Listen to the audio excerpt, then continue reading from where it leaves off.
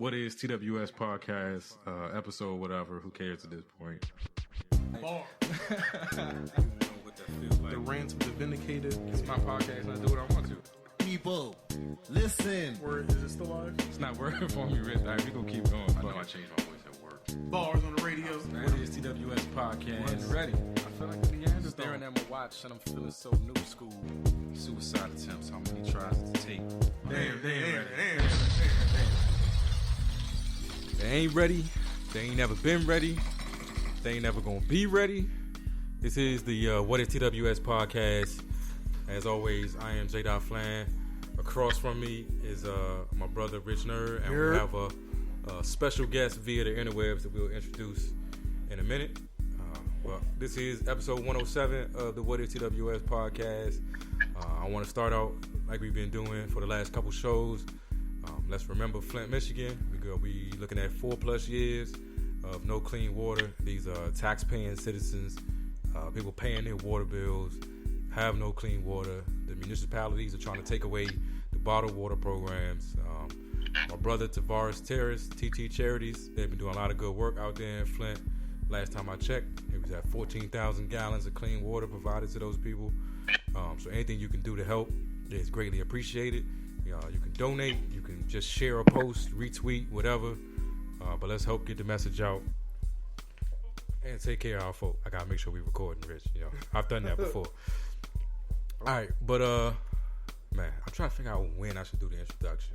I go right in. Just fuck it. I just make them sit there for a long time. Shout out to. I don't even know how to. We're just gonna call him Atarii. He's well known on the Facebook group. If you're in the Facebook group, you know who Atarii is. Oh yeah, we know at this point. Brought some life to the group. He been reported already. Came in with a bang. Right. I ain't do nothing about it, but I figured let's just have him on the show. He can explain himself. So we're gonna call this Atarii Explains It All. Shout out to Nickelodeon. If y'all ain't old enough to remember where I got that reference from, then you must be a millennial. I just peeped it too. Shout out to Atarii living that high life. I got some of those in the fridge too. Yeah. How y'all doing today? We good. All right, sir. So what's good with you though? Let's let you get whatever you need to get off your chest early. Pause. I didn't even know I got reported. Yeah, you got reported. Oh yeah, the Popo Fofo came through. They was like, listen, pick him up. And me and Jared seen it, and I was like, listen, what's gonna happen? Jared made an executive decision, and we let it rock for the time being. Oh man. I'm like, yeah, that's family. We know he ain't mean nothing by it, but here's your chance, man. Is it because I said host? I believe it had a lot to do with the use of host. Probably was related to some homeless. Somehow hope related. I didn't mean anything by that. That's just a word, it's not. It's just a word that you just say in the heat of battle. It's better than the other word. I mean, there was no malintent behind that word. Yeah. I just felt that.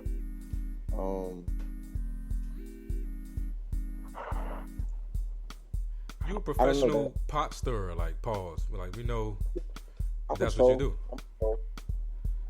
I'm a troll, but I just felt the need to stir the pot even more because the responses that a lot of the women in the group were giving were I don't know. They didn't make any sense. So they were proving my point, but trying to justify, they said that the ring doesn't matter, but don't bring that to me or whatever along those lines. I mean, I just felt like poking, just poking the bear right there because I just thought that was funny to me. It made for an epic discussion. I think, that made the work day go by. I got alerted to it like maybe an hour or two in, and Tammy's like, do you see what's going on the boards? I'm like, here I come. But it's quite the interesting time. So man, it was I just wanted to offer a little bit of perspective. Just say what, people might be thinking. but don't say in this politically correct era that we're living in. And I appreciate that. Like, because this politically correct era that we're living in, like I'm having a hard time adjusting. And I feel like sometimes I'm a Neanderthal, and like nobody out there understands, I guess, the era that I came from. And like, yeah, I don't feel like we should have to be this. Like, I gotta watch everything I say because I might offend somebody. Like, that's All right. tough enough. Before we go too deep down the rabbit hole, All pause. Let's give everybody a little bit of backstory about what's going on and what caused the whole situation. The whole situation. I see what you did there. All right, so basically, we talked about this on the last episode. We had the topic on the group with about rings. Like, if your man came to you with the bubblegum machine ring with the chip at, like, you know what I'm saying? Like, how would you respond? And we got a number, and I was surprised by some of the responses. I was surprised by, I think, what the one Atarii is referring to, the whole, like, you should know what I like well enough to not bring me that, you know. And I think the response we may have been expecting was like, you know, if that's the best he could do, or I love me, it's a symbol of our love or whatever. But that whole, like, bring me what I want or don't bring me shit type, you know, that might have like spurred on. And I don't want to argue and advocate for the women. I do feel like that might have been. I would like to feel it was taken out of context or it wasn't explained as properly as it should have been. But at the same time, you never know. They could have literally meant, listen, bring me what the fuck I want or don't come at all. So you trying to say it was like a Kanye moment? Like, they said something and didn't fully explain it, and then they caught a backlash that they wasn't ready for? They need some back end context to it. Is that what happened? Yeah, I think they weren't ready for like backlash from men, because at this point, I mean, aren't most of the people on the in that group married? It's a lot of married people in It's there. It's mostly married or booed up people. It's mostly older women. It's a few younger millennials. Oh, but Rich, you in trouble now. for the most part, I mean, I feel like no matter what their status in the group, we have such an eclectic group that it feels like everyone, for the most part, is set. You know what I mean? Like, as in, they know who they are, they know what they want, they know what their life is, and there's no swaying them, unless you got a damn good G. But yeah, so it's the young women, the older women. Everybody's at a point to where they know what it is. So I think that's what sparked the argument, caused everybody to be so passionate. I feel like if you focus so much on what the ring looks like instead of what it represents, then you might miss out. You know what I mean? If that's what you're solely focused on, like that. Because if you turn down my ring that I offer you, then I mean, it might be time to move on. You know what I mean? That's the same thing as, to me, that's the same thing as a proposal, isn't that? Like, wasn't that a topic in the group one time? Like, if I propose and you say no, it's ain't no done. It's done deal. Like, ain't no coming back from that. We can't go back to being cool. Right, and that's why I said that's why I just poked fun at it a little bit, because like I thought it was about what it represented and not necessarily, you know. Yeah, and I totally agree with that. I think that's where everybody's got it. Not everybody. That's where a lot of people got it messed up with. Like, we get so caught up in the proposal and the ring and the wedding, and like, marriage is everything that happens after that. Like, after you say I do, you know, like that proposal is a couple minutes. That ring, you know, that's a quick moment. You know, you get to look at it for a while, but that ring ain't gonna keep you happy when shit is going bad. Like, you gotta be about the commitment to make it through that marriage joint. So, like, wow. Is this live or is it? We're gonna edit this. We just recording and we're gonna edit it up. Okay. I feel like, can I say something like really? I feel like, hold on, how like, what can I say? What can I not say? I don't want to. This is the What is TWS podcast. You can say anything you want. All right, so I really feel like a lot of times women bring their own expectations to ruin, because I think there's this social, this like I don't know. There's like this woman code that they have to look a certain way. Like they're fighting for each other's approval more so than ours. It feels like, you know what I mean. And if we can't meet those expectations, sometimes it's like they take it out on us because we can't look good to the rest of the, you know, the kids on the playground and stuff like that. I get that. The ring is more so like she would have been happy with a 1 carat ring, but she want to be able to show off to Monica and Jenny.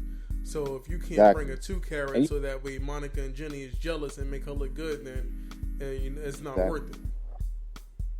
Yeah, like, look at my toys. You know what I mean? Mm-hmm. Yeah. I feel that. So I think a lot of that. I think the pressure then, like, you know, the trickle down effect.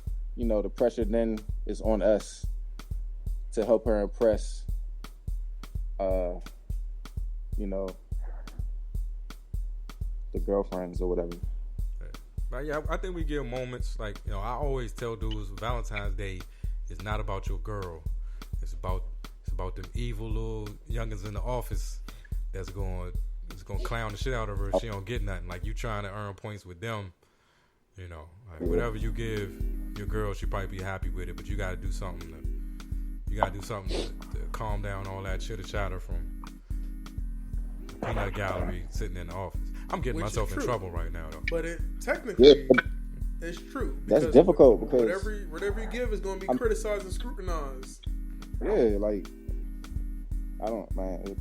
That's why, I don't know. I tend to leave these types of things alone, except when I know I can stir the pot, you know, just a little bit. Yeah. And it worked a little bit. Oh, it worked. But, yeah. But at the same time, so how much of it is on your girl or your fiance or your wife to, you know what I'm saying, calm her people down? Perfect example, Valentine's Day.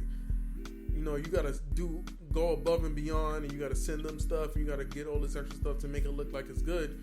But if your wife know, like, she's coming home and she got this expertly chef prepared meal, and you taking care of her and you pampering her, you know what I mean? How much of it is on her to be like, nah, just because, you know, he didn't do this doesn't mean like he's an ain't shit nigga. Like, he take care of me, like he's holding it down. You know what I mean? How much of it is, you know, you don't have to show off? Because personally, I don't know any dudes, like, we not out here talking about, yeah, guess what she got me for Father's Day and all of this stuff. Like, we rock out. We not coming to work bragging, talking about she got me a gift. You know, that's not our thing. All right, but we can't pretend like we speak the same language. Like, we know men and women just different, and they don't do what we do. Like yeah, we don't go to work and be like, oh, check out what Shorty did for me for this or that, you know. But they do. You know what I'm saying? Like, I don't know. Part of it is, you know, you just gotta understand we speak 2 different languages, and sometimes you gotta do, like, we do stuff that we know, you know. Like, Tammy and I would get in arguments, and she'd be like, you don't care. I'd be like, look at the stuff I do that in my mind shows that I care. Mm-hmm. Like, but that might not be the language that she speaks. In her mind, all she needs to know that I care is for me to say good morning in the morning. And that seems to me like some petty shit. But that's the language that she speaks. So if all it, you know, I gotta speak her language every once in a while. Like, we gotta find a middle ground every once in a while. Like it's not important to us, but it's important to them. So sometimes you gotta meet in that middle road. First of all, I'm a try not to skate for a moment. Oh, man. Every woman in the world, so he knows it's coming. Every woman in the world want us to, you know, celebrate and prioritize Valentine's Day. When can we get some global recognition on Steak and BJ Day? I'm just saying. You know what? I'm tired of that being like a ha-ha, what if thing. That needs to happen.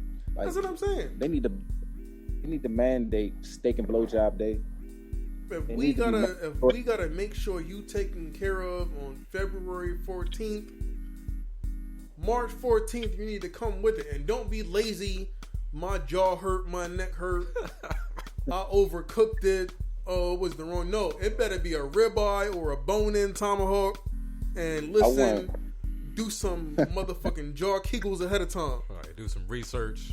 Shit. You can't pull out the black china on that day. No. Crazy. Shit got killed. All right, we're gonna get into some topics. I don't want to go too far down the ring, Jay. These hoes ain't loyal. But anyway, I'm getting in all kinds of trouble today. All right, fuck it. So this is where I normally go through some shit that's been happening to me during the past, week or so that I want to vent about. And so I wrote down a couple things. I have a coworker that I work with, works right next to me, and he might hear this. I don't know. At this point, I don't care because it's gotten on my nerves. And the nigga makes like the most disgusting sounds of all time, and I normally try to like not pay attention to it. Like he does all the snorting and like hacking up shit and stuff. And I've had a cough for like a month, and so I felt like self-conscious every time I cough. But now my cough is healed up, and this dude is just making these extremely annoying noises. And the other day, he did one of those snorts, like he sucking up snot or something, and that's gross enough as it is. But the niggas did it. He did the little snort, and it said, "Yum yum yum yum yum yum yum yum." What the fuck, Rich? I read the note, and I was waiting for this topic to come up because I needed to know in context, like what the fuck, like what? This nigga snorted up phlegm, and then was like, "Yum yum yum," like the little Dora, the backpack, like he's like, "Delicioso." It's like it went straight to his stomach, and he was like, "Oh yeah, that was 5-star full course." I almost lost it, man. I almost lost. It's gross. It's fucking gross. Did you say Buddy's name though? I ain't say his name. I ain't gonna put his name out there. I'm about to say. I mean, he know who he is. If he listening to this, gross, nigga, I only sit next to one person. He know who he is. I think his name is Yum. Fuck shit. I swear to God, I was waiting on that. Shit I ever heard. Delicioso. Fucking snot eating. You too old to be eating burgers, huh? Exactly, man. At least I can say he wasn't one of us. So maybe it's a cultural thing. Maybe wherever. They do be liking that protein. Whatever clique he claimed, What's that's what they do. But that was snotting up, like snorting up snot. That's nasty. All right. And even if you enjoying it or whatever, you ain't got to tell the rest of the office. Like, I don't need to know that it was delicious to you. You could have kept all that yum to yourself. And then what man says yum yum yum yum yum yum yum? Yum yum. Come on. That ain't no masculine shit to do. It's not. It's not for no booger. That sounds like an inside joke or something. Like you home and you got a nice piece of chocolate and you know what I mean. You with your wife and you fine. But you're out here at the office with boogers and shit. Ain't no yummy nothing about no fucking booger. I'm learning shit about you. I don't want no Rich. All right, but anyway, all right. Then I got irritated by these new Oreo flavors, and you told me you tried one of them. Rich. Man, listen, I tried. All right, so I bought the pina colada, right? And I tried the pina colada, and I gotta say this. It's not that I liked it, but it's not that I hated it. You know what it tastes like? Don't skate, Rich. Don't skate. For real, do you know what the pina colada Oreo tastes like? I'm afraid to ask. Go ahead, Rich. Go ahead. Guess what it tastes like? I don't know. You don't know. Because all I tasted was the motherfucking Oreo cookie. You didn't get no pina colada. The cream don't taste like nothing. It's like nothing flavor. It's like a mushroom. You know, a mushroom is only flavored unless you add flavor to it, like you season it. Yeah. It didn't taste like anything. It wasn't good. It wasn't bad. Like, it's not like, oh my god, like it didn't taste like shit. But they liked it. She was like, oh, I like these cookies. It didn't taste like shit. They got the pina colada joints now. They got the cherry cola, and then and kettle corn. First of all, cherry cola. You had the kettle corn one? Have you ever had? Which one? Have you tasted the kettle corn Oreos? I have tasted those, and those aren't bad. Do they actually taste like kettle corn? Yeah. I like the caramel. What is it? The candy corn and the kettle corn ones. Those aren't bad. They got candy corn joints. Candy corn Oreos? See, they're doing too much. Yeah, I mean, hey, you know, try new things, man. YOLO, right? What's wrong with chocolate and cream? I like the lemon joint. I like the lemon ones. Them lemons are nasty. Yeah, lemon. I just feel like we're going too far. We got like 13 flavors of Mountain Dew now. I don't know how many flavors of Oreos. Like, I'm old. The cherry cola sounds good. Hey, cherry cola sounds gross. That sounds good. I mean, have you ever had like chocolate covered bacon? I've had chocolate covered bacon. That's dope. It is, right? But you didn't think so going into it, right? bacon, it's not much you can do to bacon. You while can't I'm get like, mad at anything involving bacon and chocolate. I'm not a chocolate fan. Like I don't eat chocolate. Like it's not that great to me. Sometimes I actually don't like it. I had a chocolate shake in New York, and that was good as fuck. A chocolate bacon shake. I'm sorry. I'm about to say, like, what the fuck is different? No, it was a chocolate bacon Guinness. Okay. With brown sugar and caramelized bacon. It was good as fuck. Yeah, that sounds good. But it was good as fuck. See, I was with you all the way up until the brown sugar. Caramelized. You gotta caramelize the bacon, and it was nice and good. I mean, I had that. You ever had that Dunkin' Donuts the sandwich or the burger that they make on the donut? Nah, the Luther. I call it the Luther. The Luther off of the Boondocks. Yeah. Man, that shit's good. Cheeseburger with a glazed donut as the bread. Yeah, I had one of those. It was a heart attack. Yeah, but see. It was good. What can be nasty about that, Jerry? Like, listen to everything in there. Like, that sounds like so much love went into the making of all of that. Like, I'm just a traditionalist. I like regular. Do you shit. eat hamburgers? I do eat hamburgers. Do you just eat hamburgers? Because I know eat you don't like. I know you don't like sauce. Jerry, so do you just eat like the bread, the burger, and the cheese, and like that's it? All right, pause. I just want meat and cheese. Pause. Nigga, how can you eat just a burger with like meat and cheese? Meat and cheese, pause. That's dry as fuck. Nah, if the bacon is and the cheese, and then I get mine medium rare. I don't cook my burger all. You like raw meat? There you go. See, fucking millennials. Nah, that's crazy. Like, this dude don't like no. I mean, I'm not a ketchup fan. I gotta throw some mayo up there though. Some sriracha. Keep your condiments out my house. Some chipotle, something. You just gonna not put nothing up there? That's crazy. All right, and then last but not least, this one hurt my heart. And then add on the fact that Tessa Thompson was in the video. I have so many decisions to make. So Janelle Monáe. Well, actually, it's not a bad thing. Janelle Monáe came out officially as a pansexual.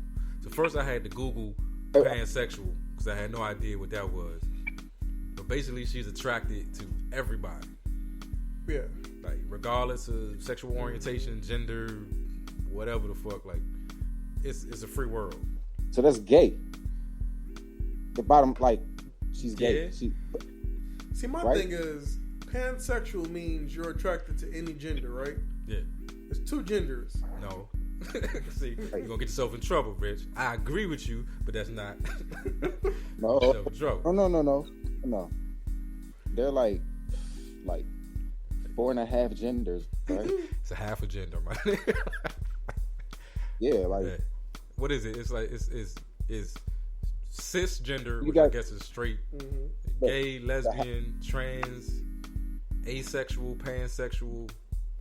I don't know. The half a genders are like the guys who turn into girls and they'll date girls. So like that's I'm confused. Yeah, that's too much. There's too much going on because even if you're attracted to a transgender person, you're still attracted to a man who became a woman, so that's a woman, or a woman who became a man, so that's a man. So technically, you're either heterosexual or cissexual. Okay. So therefore, if you're attracted to either one of those, you're bisexual. It's like multiplying by a negative number. Shit, it just fucks everybody. You don't know at this point. Negative. So there was this thing on MTV, and there was this transgender couple where each of them changed their sex and was dating each other. Oh yeah, we talked about that on a past episode. This dude became a woman and was that the bodybuilder dating and marrying a woman who became a guy. So then it was like you're back at square one. It's like, why did you even do that? It's like, are you gay, or are you like? I don't get it. I don't get it either. I guess it's not for me to get. We really need to get like another gender on the show. We need to get like, what's the word?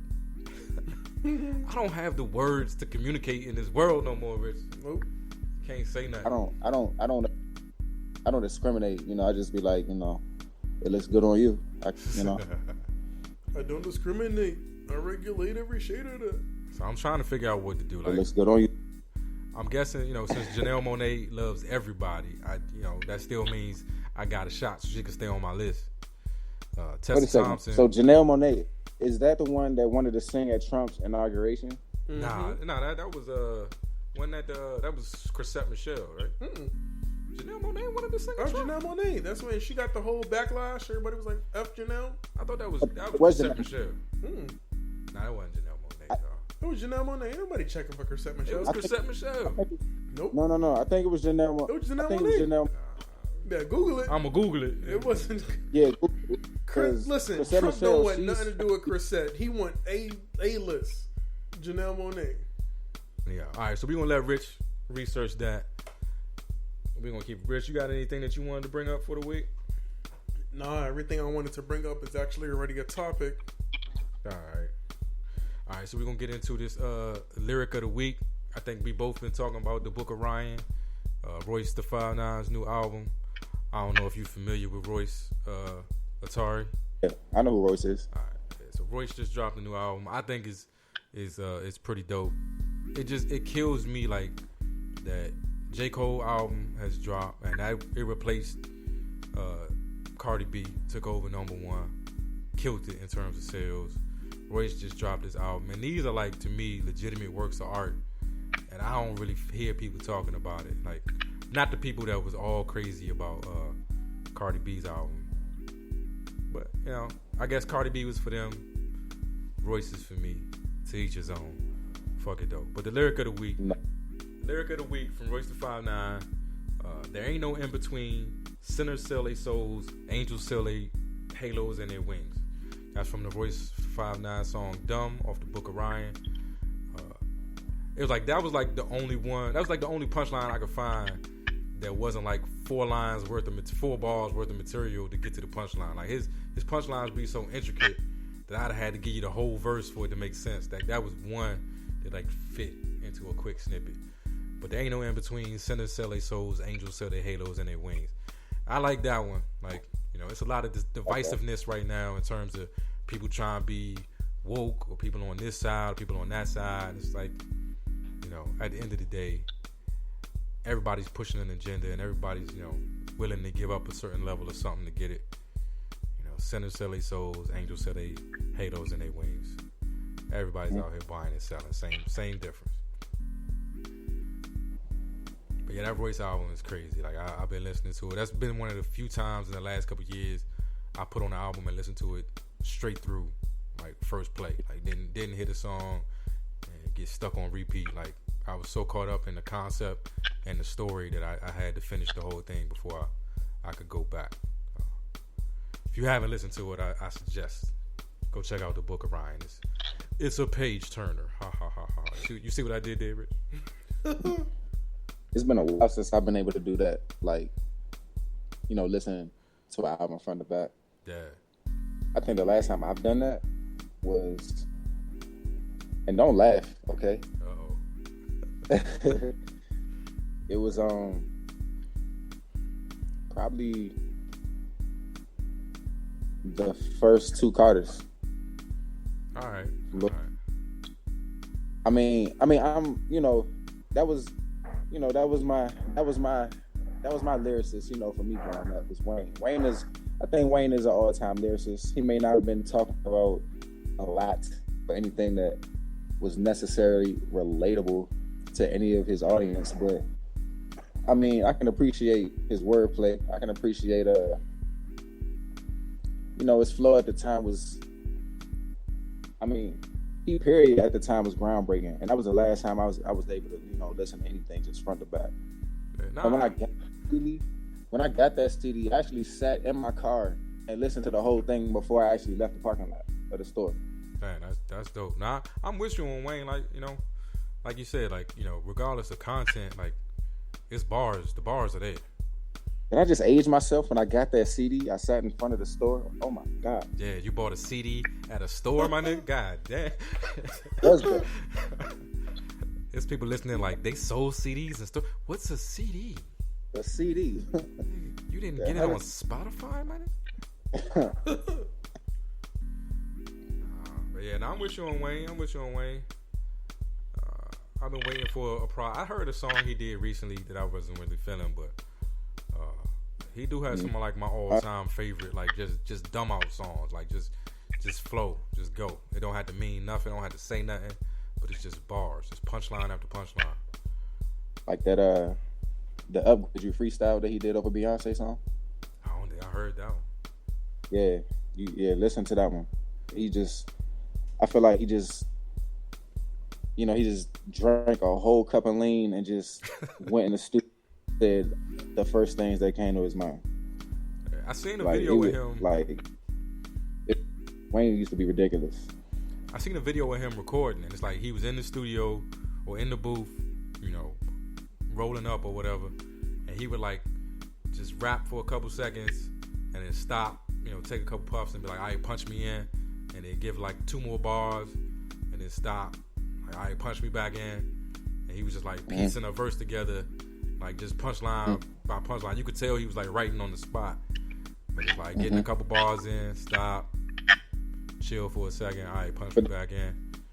That sounds like privilege, though. That sounds like something you can do when you sell enough, and then you can like get your own studio time or whatever. Because at the time, that wasn't that common. Was like your own studio time. Yeah. Studio time costs way too much for the average dude just to be sitting in there doing that, doing shit like that. I wouldn't know nothing about that though, because I'm out of that business though. I don't play them games no more. Nah, man. I heard you. What was that you tagged me? I don't know. Did I tag you on the CeeLo joint?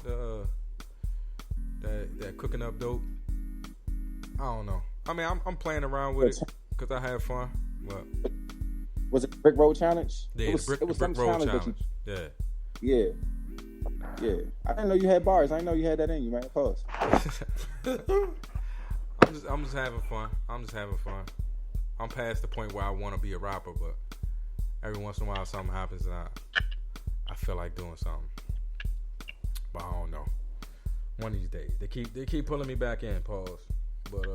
But man, I wish Backpack would come back, man. I like Backpack music. Like, I don't know. The spokesperson for Backpack is out here telling people slavery is a choice. Man, I really hope, man. I hope, cause I want so bad for him to have like some type of. I want for him to be like some type of secret mole that's infiltrated. You know what I mean? Or so I just want him to have some type of like, this was my plan the whole time going on. Because, what, like a choice? He said that with like he was almost conviction.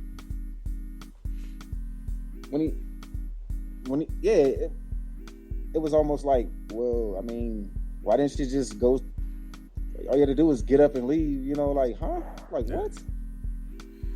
Nah, choice.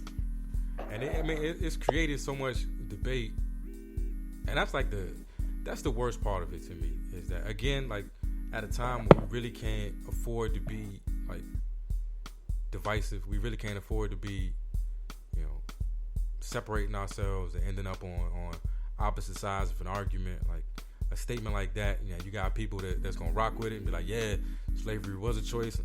And I honestly feel like the people that go that way are just the emperor's clothes folks, and people who like to be contrary for the sake of being contrary. Like, some people just like to be different and say shit that sounds wrong to everybody else and find a way to justify it so that they can be different, they can be woke. I think a lot of that woke movement is just whatever you think, I'm gonna think the opposite and then tell you why I think it, and then tell you that you don't agree with it because you asleep and I'm woke. And this feels like another one of those situations. I almost got baited into a couple arguments on the internet about it. You don't have dragon's blood. Whatever the heck you're talking about. Yeah, nah, I'm not on that level. But I think regardless of whether or not you believe slavery was a choice or whether or not you agree with the statement, I don't.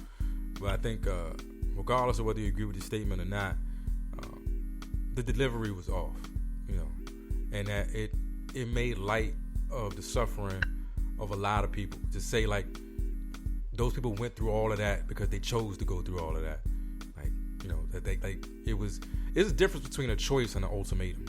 You know what I mean?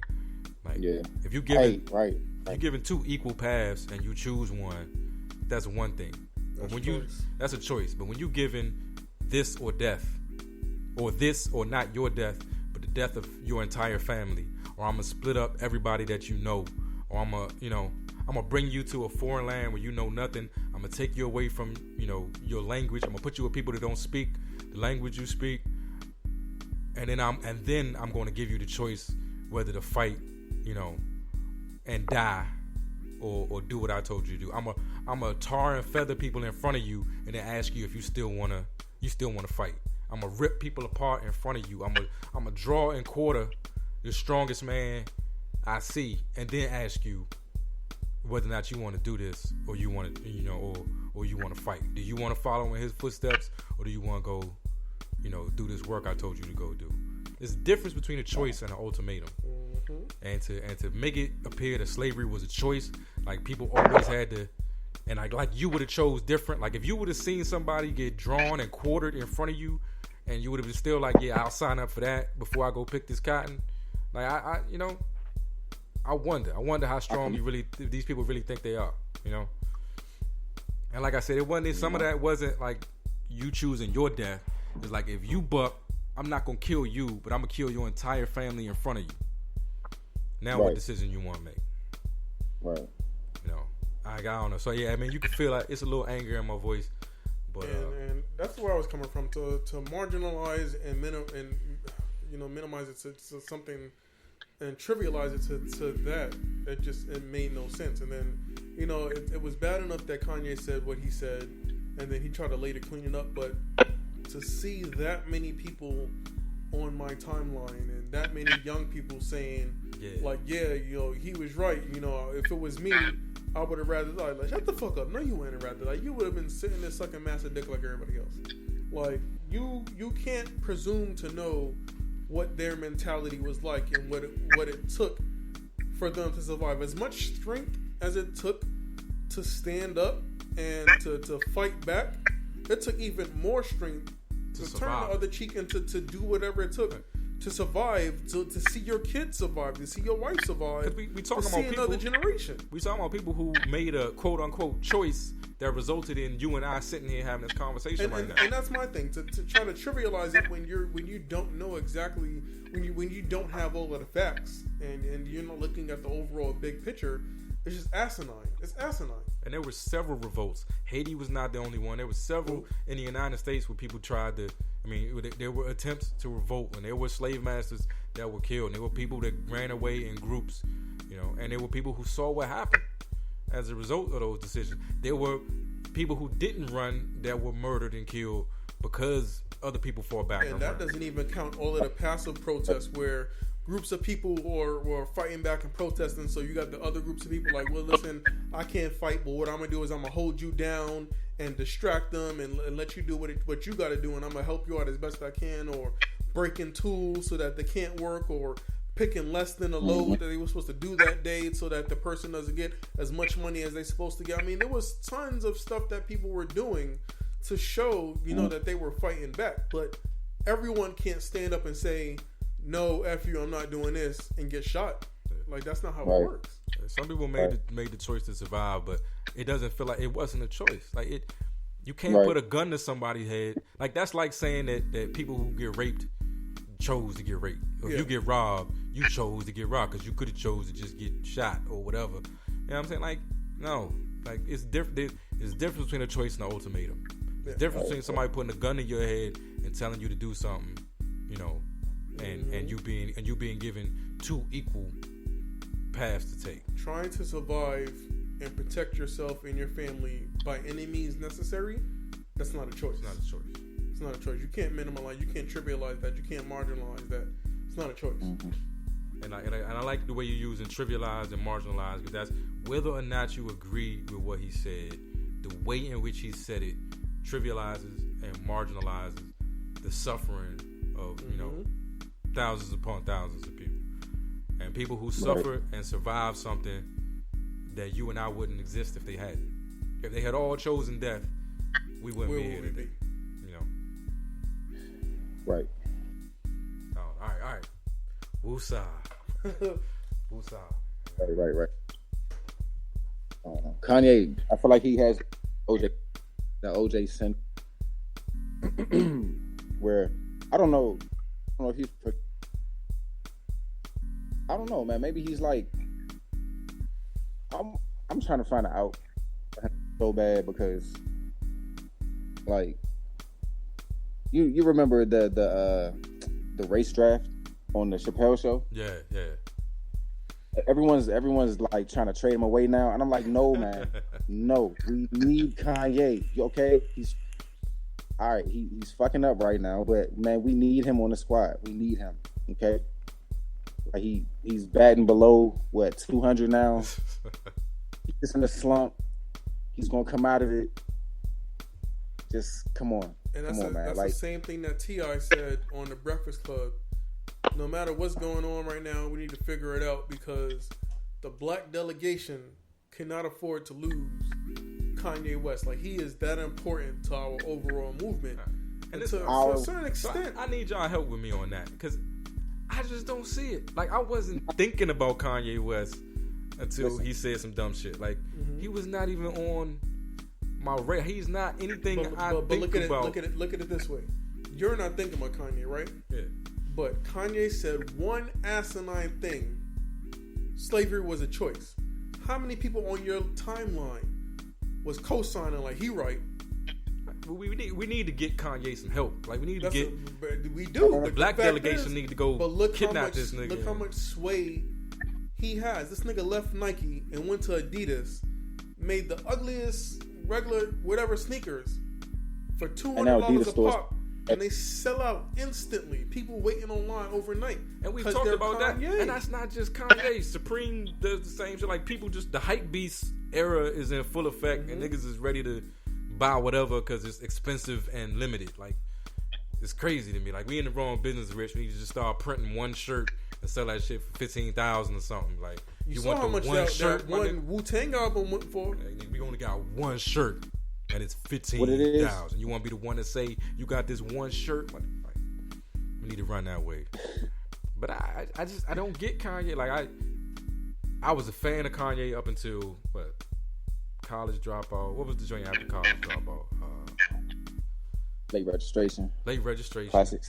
Yeah, that was a classic. Maybe Late Registration was the last one I was truly rocking with him, and then it got weird. And I really feel like we in this Emperor's Clothes generation where it's like if somebody do something super weird, super stupid, and none of us understand it, somebody will pop up and be like, you don't understand it because you're not deep enough. He's a motherfucking musical genius. Your mind is just not expanded enough to get the levels through which he's expressing himself. And then we all be like, yeah, but it is dope. That drink was so over the top. And I will say that Kanye does think on a different wavelength, and this is not me making an excuse for him because he says and does some dumb shit, but most of his music too was ahead of its time. Like he made shit back then that people are just now catching up to and figuring out and trying to get on the wave because it makes sense to them now because that's what the industry is. But he was doing it then. But that's Kanye as the artist. I don't know if I agree with that. He made good music. I don't know if it was like groundbreaking, like change the world music. It was good. It was dope. So like Kanye, what he is, if like, okay, granted, he said some absurd shit, but I can recall listening to like one of his interviews, and he said, "What I do is my talent is I take things and I make them better. He said, I'm good at everything I do, and I take things and I make them better." That sounds so arrogant, like disgustingly arrogant. Oh, he's arrogant like a motherfucker. But where's the lie? That's what I'm saying. His gift is his curse. His arrogance and his confidence is also his curse. This nigga walking around confidence on 1,000. You can't tell him shit. I mean, I just like, all right, we got Kanye, right? We got Kanye. And Kanye is who Kanye is. Do I feel like Kanye did something so much different than what Swiss Beats has done, than what Just Blaze has done, than what Pharrell has done, than what Knife Wonder has done? I don't. He made some super weird shit, and I think it was so weird that people were afraid to say it was weird, so they said it was genius, and we rock it. And now you be looking at this genius. This is the dude that made that music. I think that musically, progressively, collectively, Kanye can be considered a genius. I think he's commanding his attention. He's commanding the nation. As far as a politician, he need to hang it up. He's not commanding the nation with music. He's commanding the nation by saying extremely dumb shit in very public places. That's what I'm saying. That's what I'm saying. As far as a politician, how genius is that? I don't agree. He's a musically. I mean, he's a great musically, artist. He got it, but he needs to stop there. Have you heard Scoopy Poop? Have you heard this motherfucking Scoopy Poop shit? You heard it, Atarii? Scoopy Poopy. You heard this shit? Is he a fucking musical genius, or is he just retarded as fuck and we afraid to say it? All right. Old Kanye. Not Scoopy Poop Kanye, but Kanye of yesteryear. Because I can't front. That Scoopy Poop shit, I'm not gonna go where you think I'm gonna go with this. Right. That Scoopy Poop shit was retarded as fuck. But he trolled the industry. He got people to download and listen to this shit. He got on a track and says Scoopity Poop Whoop. Poop Whoop Scoopity Poop. Like, that's not genius. Dude. That's exploitation. Like that's no. But people bought it. He made racks. But that's over Scoopity Poop. That's not genius. He was smart enough to know that niggas was gonna buy it. He is going to these. I feel like he's going to these extreme measures to try to like make people as conscious as he is. You know what I mean? Because he's taking full advantage of it. That's the thing. I think. Go ahead. My bad. No, like I think he's bored, and I think he's just like disappointed that everyone, you know what I mean, likes stupid music. So now it's just like, all right, well, let me just make this song in 5 minutes, and it's gonna sell millions. Hopefully, somebody will see what I'm trying to say through me. I don't know. It's the same thing that T.I. said. T.I. was like, Kanye's at the point where he got the formula, and honestly, anything he does or says, people are gonna like it. So therefore, it's like he can't even try it. Just like Will Smith. No, see, Will Smith made some whack ass movies, but he got the formula, and every one of them is a blockbuster hit. So it don't matter what he does. You know, I'm not making excuses for it. I'm not saying it sounds like Kanye can do anything, and no matter how crazy it is, without him offering an explanation, we will explain it for him. We will explain a way out of the dumb shit that Kanye does over and over again. He didn't mean that, or he was trolling the industry. Kanye ain't tell us he was trolling the industry. Brings me to my next point. We coming up with explanations for this. This is exactly why Kanye likes Trump, because Trump is doing the exact same shit. And the nation is making excuses for Trump the exact same way, with him and Kanye having their twin dragon energy, as he said. But that's why he likes Trump. I'm not making excuses for it, but that's what we are right now. But we ain't sitting up here calling Trump a motherfucking political genius. I didn't call Kanye a political genius. No, but we calling him a musical genius because he made Scoopity Poop, and people finding a reason that is dope. I think that Trump is good to a certain extent at business. Right. As a politician, he sucks. His businesses have failed repeatedly. Yet he's still a multi-billionaire. Because your father give you $1 million. He's scamming people left and right. Give me $1 million. Here's the difference. Like T.I. made the comparison. When he was saying that thing about Kanye being bored, he made the comparison to Dave Chappelle, where Dave Chappelle said he almost quit comedy because he's too good at it. And then he told you, I can tell you the punchline, and you still make you laugh at it. And by The difference being he did it, and that shit was dope. He told you the punchline and then told you the joke, and you laughed at it and was like, "Oh my god, I fucking laughed at it," even though he told me what he was gonna say. Kanye made Scoopy poop. You see what I'm saying? He didn't make a vicious ass joke out of a punchline he told you ahead of time. He made Scoopy poop. What if that's the joke though? And see what I'm saying? Y'all, people are coming up with explanations for the stuff. He is not providing these explanations. We are providing these explanations because we too afraid to say it's garbage. Cardi B makes better songs. It was bullshit. It was bullshit. But the name of the song is Scoopity Poop. I expected it to be shit trash. when I played it. The poop. The song is shit. Scoop this poop. Listen, like I said, he trolled the industry. This is not me making an excuse for him. I think that it was the industry. He trolled us. I think that it was dumb as shit when I finally us. And I didn't even know that's what it was. All I know is he made a track. He's figured and people I out. saw. Go ahead. Go ahead, Atarii. I'm sorry. I feel like he's figured people out, and now he's bored. Like, I hope, man. I'm just like I said. I'm just looking for an out for this dude because I'm about to get on TMZ and say that. I mean, I'm pretty sure there are some black people. I mean, obviously, who agree with him, but they didn't say that shit out loud. A lot of people on my timeline did. I mean, at the end of the day, I feel like this was a troll. This was a publicity stunt. His name is everywhere. And right after he did this shit, he released 2 tracks. Plus, he was on another track with Uzi Vert and some other people with a video, and he announced a brand new sneaker that everybody's about to go out to buy. Have you seen it? The sneaker? Yeah, I saw the sneaker.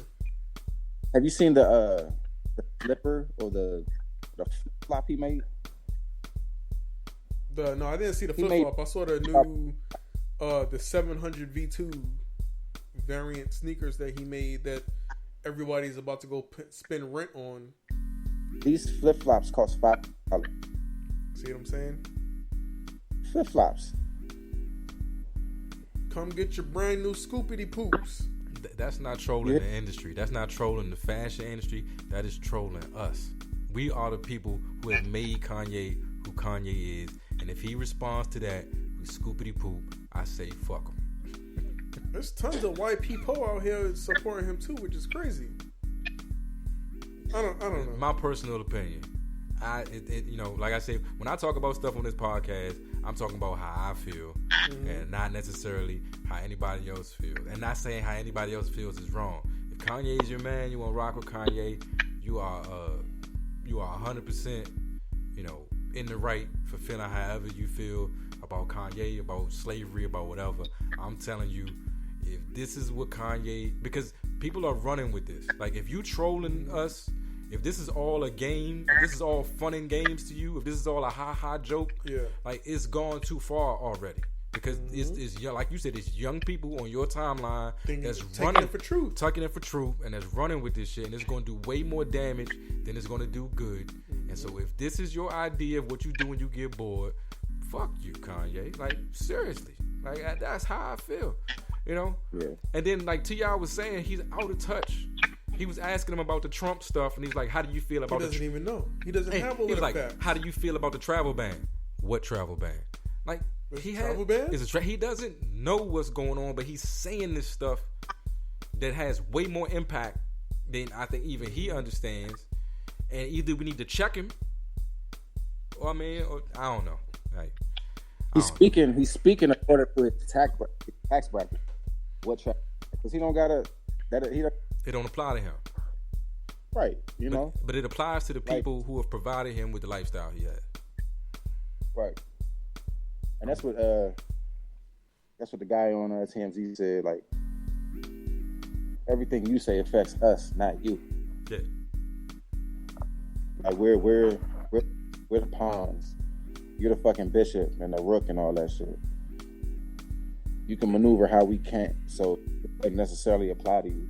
And a lot of them feel that way. That goes right back to freaking what's his name? It was the same issue with Lil Wayne months ago, talking about racism doesn't still exist. What the fuck it does? Just because you don't got to deal with it, you go to the airport and you get on a private jet, on a private airstrip. You flowing through the mall and everywhere else. Nothing is happening to you with you and your security and convoy.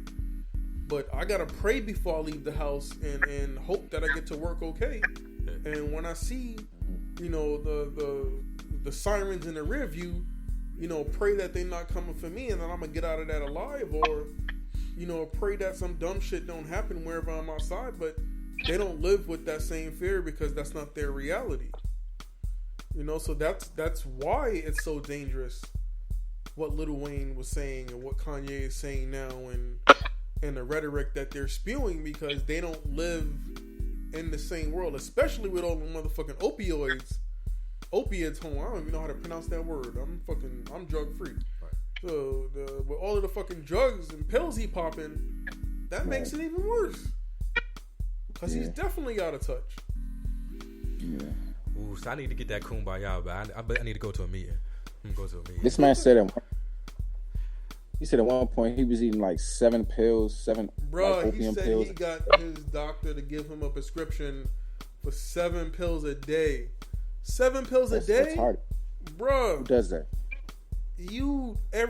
7 pills, every waking moment of the day you high off your rocker, 7 pills a day. He need a camp, man. That's that Kardashian. Is there anybody that Kanye like looks up to and will listen to? That's my other fear for him. Like he feels like he's transcended humanity in such a way that is there anybody that he would listen to? Like, is there anybody he would? That's what I'm saying. He's like you can't ever be in that position where you feel like you the smartest person in the world. That's what I was about to say. I thought you was gonna say room, and I was like, no, he don't. Hey, the world.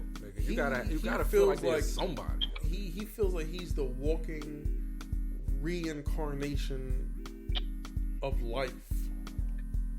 Like, he's everything. Like, his confidence and vision of self is so far past 100. It's crazy. Like, he literally believes like he's the second coming. And there's nothing wrong with having confidence in yourself, but he fucking literally believes he's the second. He's likened himself to Nat Turner and Harriet Tubman. Houseway. Nigga, he said it. You don't have the answers, Kanye. And you don't have the answers. When the whole slavery was a choice thing was like, bruh, really? But then when he was like, I'm like Harriet, and I'm like Nat, and I was, what? There's this one interview where he goes, if there was a Bible written main characters, a Bible, he put himself in the Bible. I think I saw that one. Yeah, I think I saw that one, and I immediately turned it off because I thought it was some blasphemy shit. And I thought that I was gonna go down with him and get struck. Nah, listen to that, right? He's gone. I think I like his old albums though. I ain't gonna front. I like his old albums. What he doing right now is crazy though. 808s is dope too. I think 808s is up there. My Dark Twisted Fantasy. I thought that was dope. It was ahead of its time. Yeah. I still feel But then it's like Scoopy Poop like ruined your legacy. You know how pissed I was when 808s came out? Like, I gotta be 100% myself right now, because I feel like I've been on the wrong side of this argument for a long time where, like, I feel alone and shit. But maybe I need to be on my Kanye and be like, fuck if how I think don't jive with how the rest of the world think. I'm right, and y'all need to wake up. I was pissed when 808s and Heartbreak came out, because to me we had one of the greatest, because it came right after Late Registration. We had no. What was the one? Graduation, I think. Graduation. I'm like, we got one of the greatest beat makers of all time. Like, this dude makes, like, to me, if you talk about what his contribution to the game, but like he went from like beats being loops to like beats being compositions. Like he would have songs where there was no loop. Like every 8 bars was a different 8 bars. Like maybe with a consistent theme, but the 8 bars would vary in instrumentation and everything. So I think like Kanye took it from like you could just create an 8-bar loop and just do them 8 bars over and over and over again to where you had to have like a full-on composition. It's like we went from this dude who was creating like compositions to me to this dude who dumbed everything down to like a 808 and auto-tune. And I was so disappointed in that album. Like I was so disappointed in that album. It wasn't this magnificent creation that everybody else seems to think it was. To me, it was. I don't get it twisted. I liked 808. And I liked a few songs, and I was going through some shit at the time when it came out, so it came right on time. But I didn't think like 808 was like his like coming to masterfulness. Like that wasn't my favorite shit. My Beautiful Dark Twisted Fantasy, Graduation, like all of those, that was dope. But My Beautiful Dark Twisted Fantasy was the beginning of the weird for the sake of being weird. No. Like that was an acquired taste. It was acquired fantasy. Like you got to be a Scoopy Kanye. Poop lost me. Scoopy Poop lost me. Did you hear the other one with T.R.? Jesus lost me. What was New Slaves? Or I don't know. I've been lost for a minute. I've been lost. The one with T.I. is alright, and I like the whole concept behind it. I had that listed as some lyrics of the week as well, like some of T.I.'s lyrics in there, and it seemed like they really took the conversation that they had and like put it on record. Like it was a real conversation. What T.I. bars did you have? T.I. bar? You wasn't feeling no T.I. bars on the Ye versus the People? T.I. hasn't had lyrics to me since Paper Trail. Yeah, I think T.I. said probably so, Ye, but where you try and go with this is some shit you just don't align with and don't go against. And that was and I think that like spelled out the point perfectly. Like there's just some things, there's some lines you don't cross. Even if this is how you truly feel, you need to find a better way to state it. Like you need to find a better way to express it, because you hurt. Like he was telling you, like you're hurting people. Hurt people. You're hurting people. Like, wow, wait, did I? Hold on, let me think about it. Like, yeah, you're hurting people. Like people feel a way about Trump, and you take a picture of him with the hat on. Like I understand he thought, because I'm so transcendent that if I put on this hat, I've now taken the power away from the hat, and I've made it into a symbol that. Nah, bro. You're not that. Like you need to. And he literally said it. Now when I wear it, bro. You hurt people.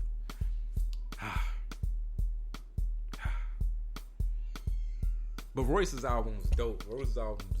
Yeah, what was it? The Book of Ryan? I almost cried listening to that album, though. Like I said, that was a truly the personal. Royce album? The Royce album, yeah. Like that was a truly personal album. Like he told some real stories. He's gone through some crazy stuff, and it was some things that like truly touched me on that album. On some real shit, though, pause. I didn't think it was gonna be that good. You know what I mean? And I don't say that to diminish Royce the 5'9", and I don't say that to say that I didn't think the album was gonna be good, because I thought the album was gonna be bomb. Because I've been liking Royce's music since I never even heard about Royce until I was working at Nike.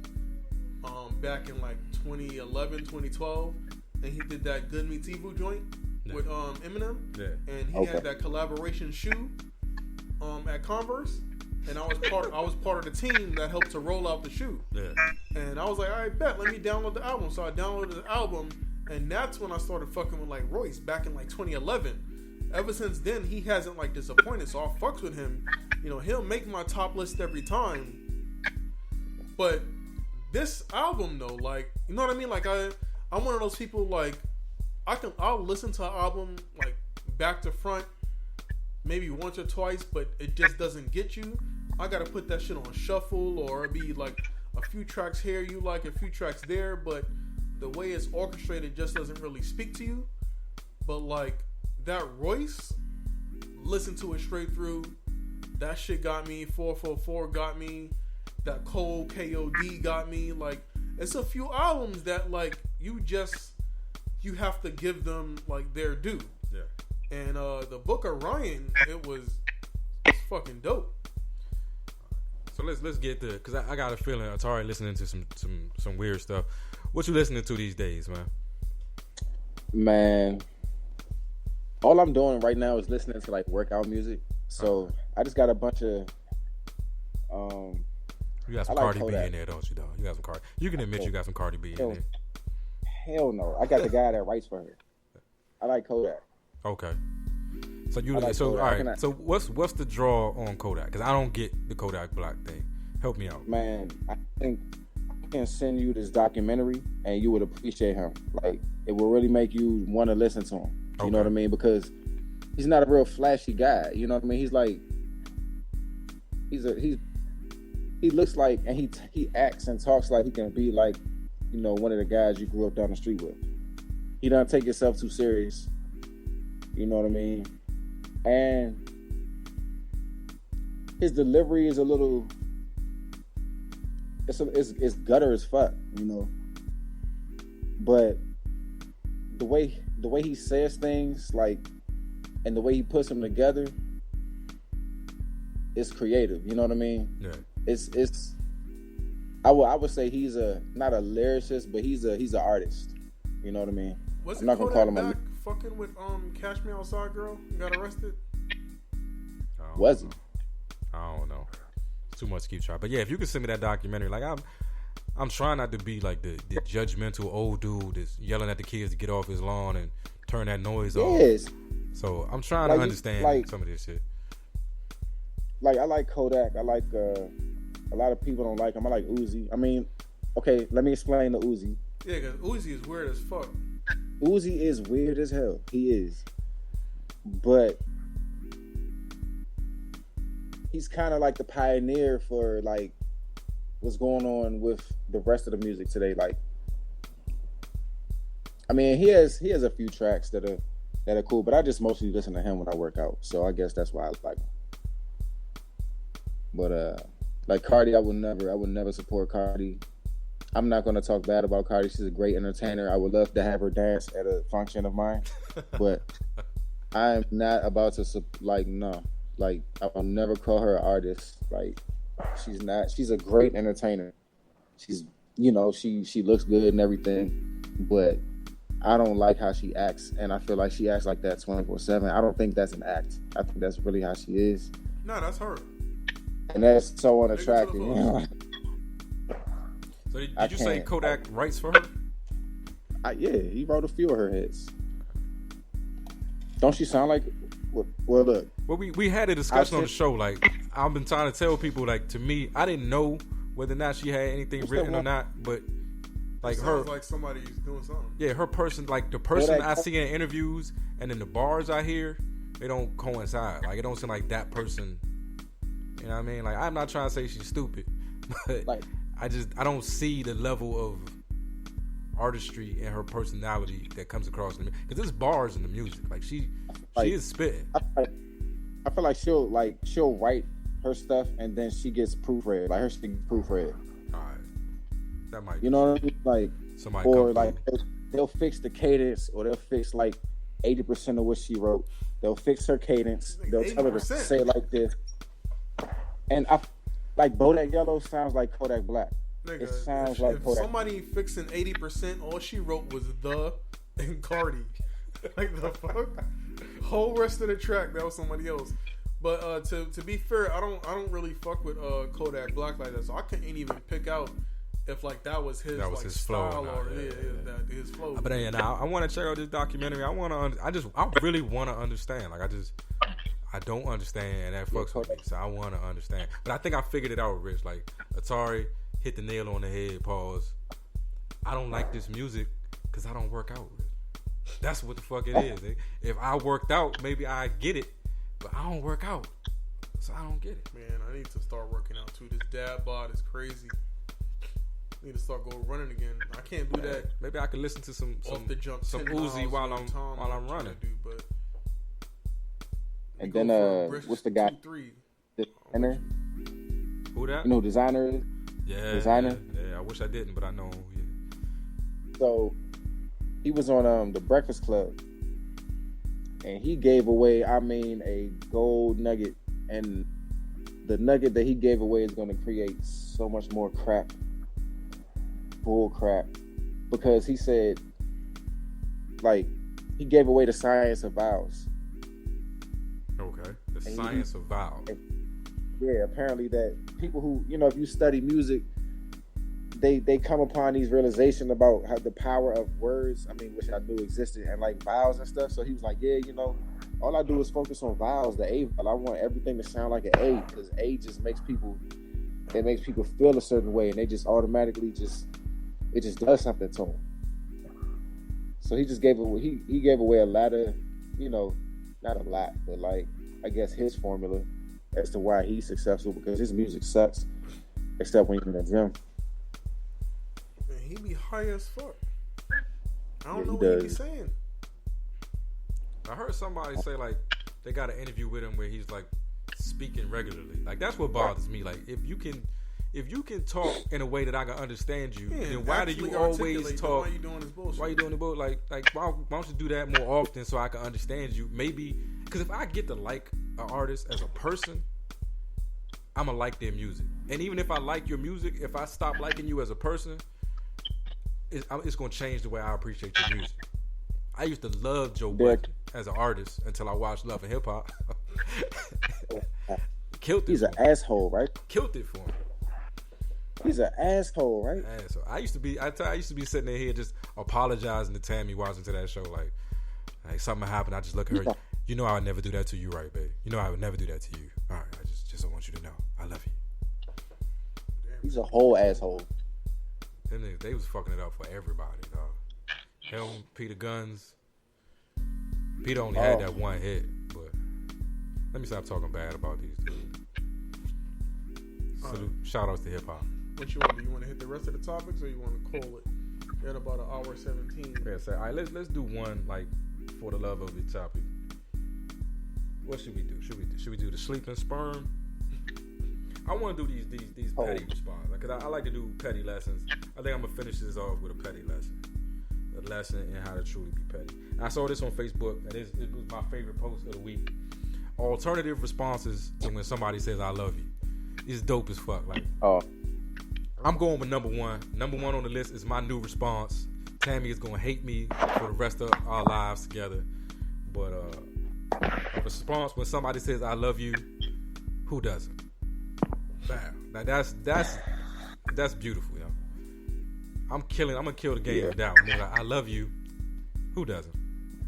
Who doesn't? I know it's number two. I know. I love you. I know.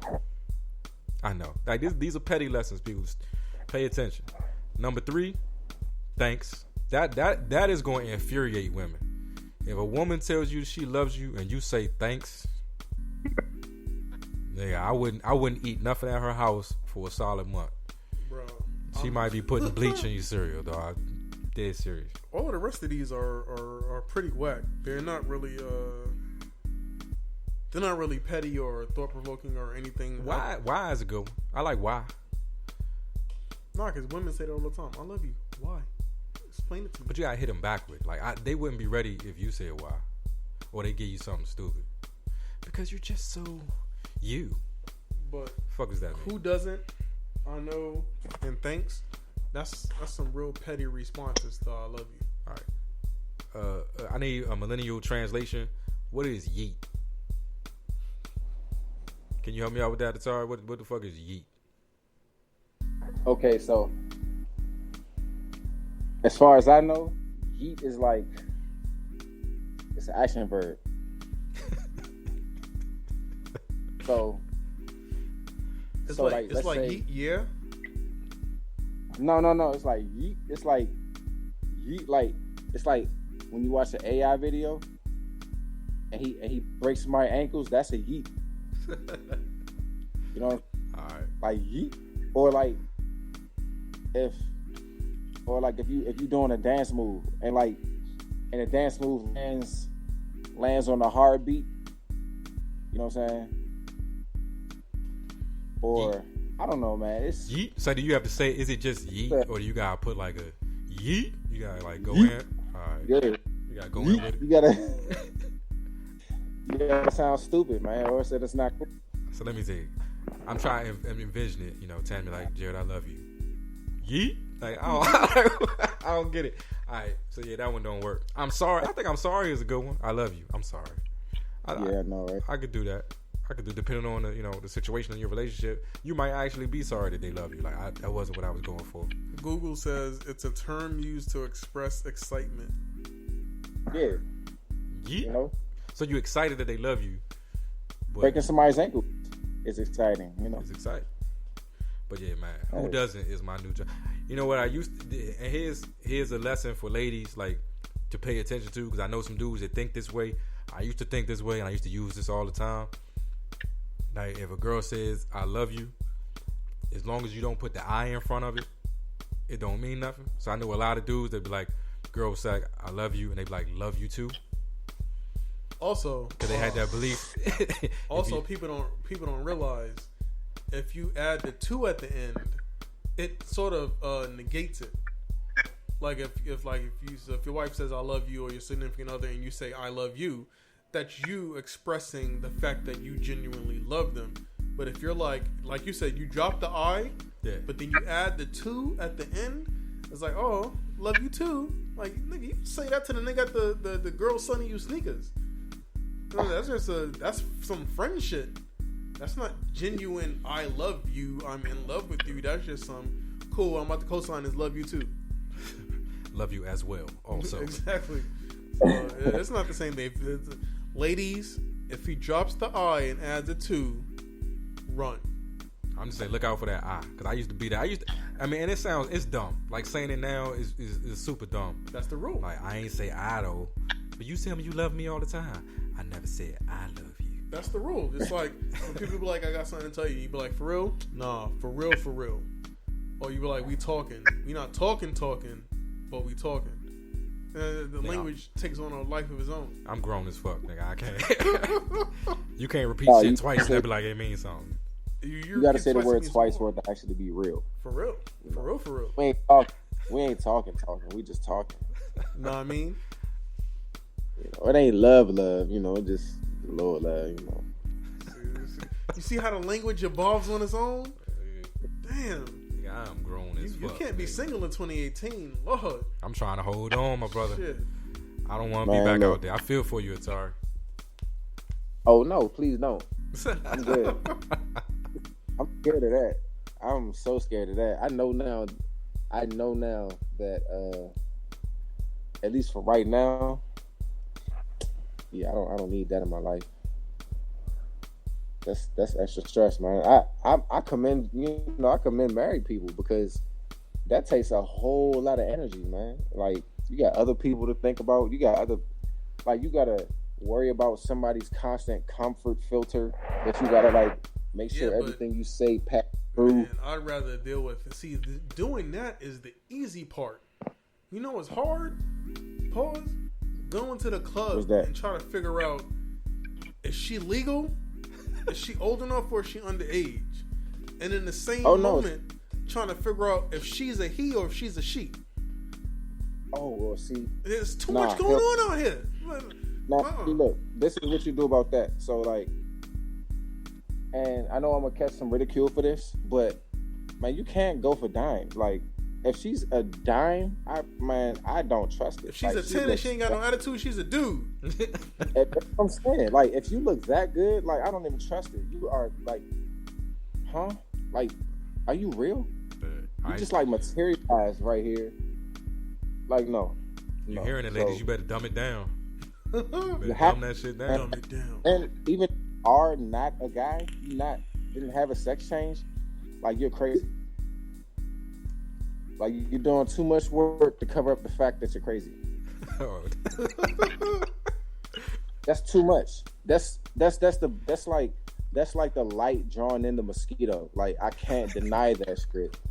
You know what I'm saying? Then I get too close, and then you just sink your claws into my neck and suck all the life out of me. You know what I'm saying? I'm good. Hey, ladies, y'all need not to falling for that no more. This is real talk right here. These niggas said you like a light drawn in a mosquito. I'm good. So I'm saying being single in 2018 is a chore. It's definitely a chore because then even if you have like a friend in 2018, you're still gonna get clocked. Like that's your significant other. Like there is no. You can't have a friend without being held accountable. You know what I mean? And that accountability is bullshit. I don't like that. Because the rules have changed. You fuck around and watch Netflix one time, you hitched. Cell phones are like face masks and football. Like they ruin the game. Like you're always accessible. You're always accessible. Like, and you have to. I know you saw me call. You can't say because it's like if your phone is dead, it's gonna go straight to voicemail. So if it rings at all, which it is, because you're not that fast, they're gonna know that you saw them call. It's just so much, man. It's not. It sucks. When you don't answer the phone and you don't respond to the text, but you liking shit on Instagram. Right, and it's like you like seriously.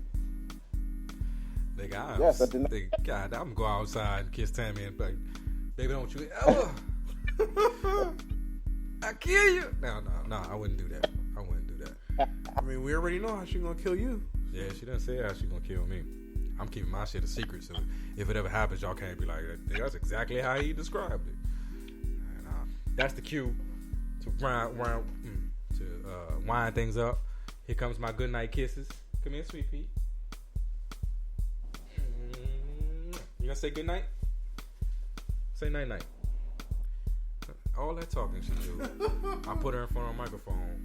Nothing. Okay, night night, sweet pea. I love you. She learned it early, man. You don't do what you told. Right. You do what you want. She run this house. She run the world. She run the house. Oh yeah. All right, but yeah, people, the Flanagan household is winding down. Everybody about to go to sleep in here. I want to say thanks to Atarii for joining us. I think he added great perspective to the conversation and dropped some true gems about dimes and mosquitoes and lights and face masks and all that. So yeah, thanks man. Thanks for hanging out with us. Thanks for having me, man. Man, anytime. But yeah, like we always say, until the next time we speak, everybody be safe and be the light. Be the light. All right, peace.